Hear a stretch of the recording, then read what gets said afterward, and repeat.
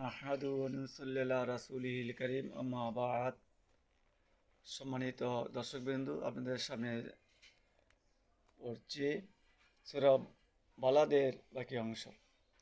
আল্লাহ পাক বলেন, ওয়ামা আদরাকা মাল আকাবা।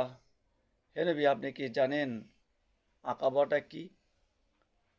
ফাক্কু রাকাবা, এটা হলো কোনো গোলামকে মুক্ত করে দেওয়া। আউইত আমুন ফি ইয়াউমিন জি মাসকাবা,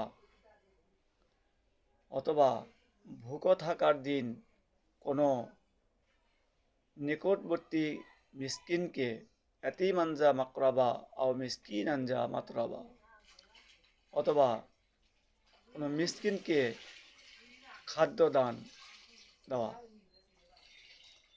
এখানে স্পষ্টভাবে বলা হয়েছে যে তারা সুপথকে, আল্লাহর সুপথকে পাহাড়ের সমতুল্য মনে করে তারা সেখান থেকে বিপরীত পথ অবলম্বন করে। সুপথকে তারা পাহাড় পর্বত মনে করে।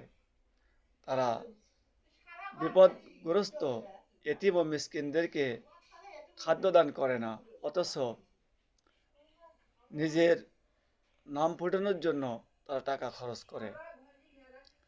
এটাই আল্লাহ পাক এখানে বুঝিয়েছেন। সুতরাং আমরা এখান থেকে বের হয়ে আসব, নিজের নফসকে শয়তানির হাত থেকে রক্ষা করবো ইনশাআল্লাহ।